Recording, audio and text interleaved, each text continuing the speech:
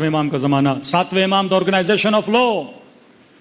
آپ واقعات سنیں گے خمس کے 6 امام کے. یہ بحرین پورا شیعہ، ایک وزیر وہاں سے آیا امام کے پاس 6 لاکھ درہم لے کر اپنا خمس. امام نے اسے واپس دیا کہ یہ سارا لے جا.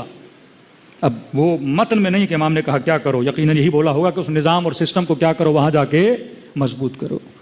بھائی قم میں کبھی کوئی امام نہیں آیا، شہر رے میں کبھی کوئی امام نہیں آیا، نیشاپور میں کبھی کوئی امام نہیں آیا، اہواز میں کبھی کوئی امام نہیں آیا. لیکن آپ دیکھتے ہیں یہ 4تھے 5ویں امام کے زمانے میں یہ سارے گاؤں کیا بن جاتے ہیں؟ مکتب اہل بیت کے جاننے والے. بصرہ کے اندر، کوفے کے اندر، ہر جگہ پہ آپ دیکھتے ہیں اہل بیت نے اپنے نمائندے بھیجے. پراپر 7ویں امام نے محنت کی، زندان لمبی کاٹی امام نے، لیکن اس زمانے میں بھی آرگنائزیشن آف لا بنائی.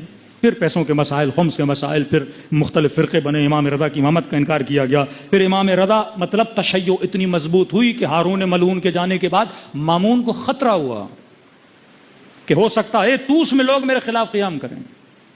ہو سکتا ہے کہ کیونکہ اس نے اپنا مقر، اپنی جگہ، جس اسٹیٹ پہ یہ رہ کے حکومت کرنا چاہتا تھا وہ خراسان تھا. اب کہا اگر میں خراسان میں رہا اور رضا مدینے میں رہا تو میری حکومت کو بڑا خطرہ ہے. کیونکہ امام رضا اتنے مضبوط تھے، وہاں پہ لوگوں پہ اتنا ڈیپ اثر تھا امام رضا کا.